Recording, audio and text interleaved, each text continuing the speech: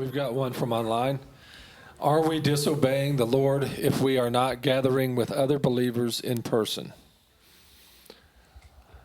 And all I can tell you is the word says, forsake not the gathering together of yourselves with those of like mind. So that's what Paul writes.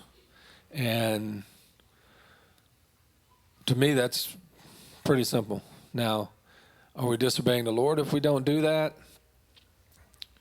That wasn't a command of the Father. That was Paul saying, don't forsake the gathering together of yourselves. So not gathering together with other believers in person is not necessarily disobedience to the Father. However, it's something you shouldn't step away from either. The Father doesn't make a command that we cannot obey. All right? The whole beard thing that is really common. It didn't say don't cut your beard. He said don't cut your beard for the dead. There's specifics in there that doesn't need to be missed, okay? It doesn't mean you have to have a beard, because there are people who cannot grow a beard. If that was a command that you had to have a beard, yet there are men who cannot grow beards, then he has forced them into disobedience. That's not the way that works, okay? So there's not a command not to gather together with other believers that makes it a sin not to do so, because there are some people who are isolated and don't have other believers to gather with. That would make them sinning if that was a command. So no, it's not commanded. However, it's strongly encouraged to not forsake that. Why? Because what are we doing right now? We're talking amongst fellow believers, people of like mind, okay? We're talking about this stuff. Nick had the better, more concise answer for your question. That's why you don't forsake gathering together with those of like mind, okay? I don't have all the answers. Bill don't have all the answers. Nate don't have them. Clifford don't have them. In this... Except for the one about praying before. Yeah, right. It's like, you know, we have a Rolodex that somebody some of you may not know what that is, but we have an address book. A database. There you go. A database. A database. We have a database that has numbers in it. Okay. You have people who you can get in contact with. And out of all the people you know, somebody has that answer, okay? You don't have to have the answer, by the way, before I open it to them or go to the next person, whatever we want to do. You don't have to have the answer. You have to follow him. You have to believe in him. And you have to open your mind and your heart to him, okay? Because there are a lot of things that I have heard asked over the years that nobody had a clue what that person was talking about. Oh, but this one person was listening, and the Father spoke to them and said, this is what they're saying. And then they had a way to understand it, and they had a way to give an answer. Because sometimes you got to understand the question. We were talking the other day about, could you define that word? How are you using it? Because I know what the dictionary says, but I just don't think that's the way you're using that word. So we need to figure out what word we're using first.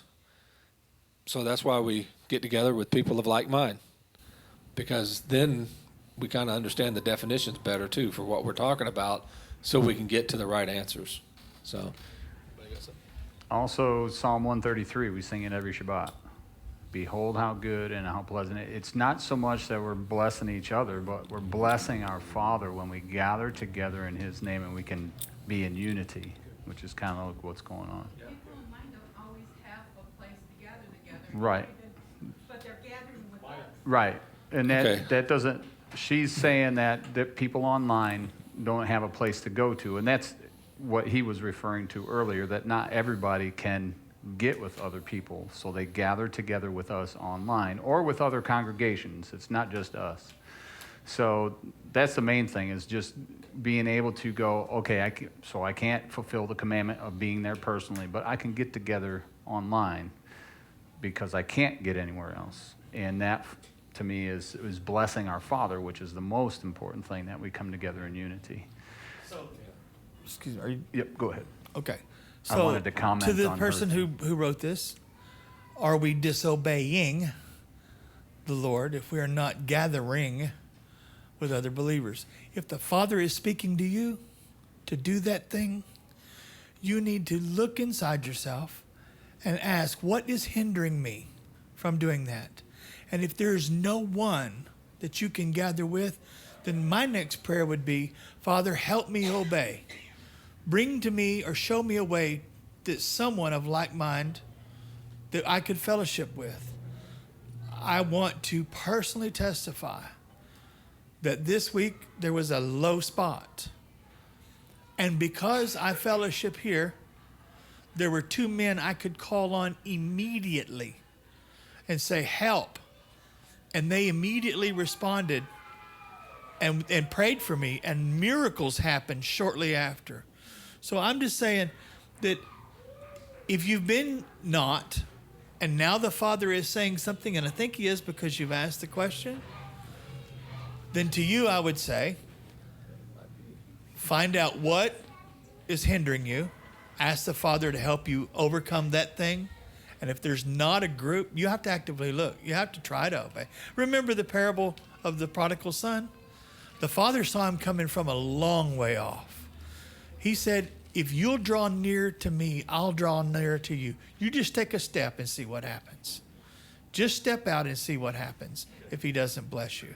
And I promise you, when you begin to fellowship together with like-minded believers, not only will you get your questions answered, but you'll get the opportunity to grow. And you'll get the opportunity to be fed, because you're not going to be able to feed yourself sufficiently to grow. You Right. kind of get in a rut, if you will. Just to add on to that, Clifford. Oh, Hi. The disobeying the Lord if we are not gathering with other believers in person. I think about the beginning of time when the Lord saw that loneliness wasn't good. And that was before sin even happened. So it wasn't the issue of being alone as a sin. It's just not good. Because there was no sin in the earth when the Lord saw that it wasn't good for Adam to be alone. It's just simply community is healthy.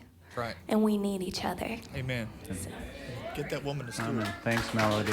Thank you. Amen.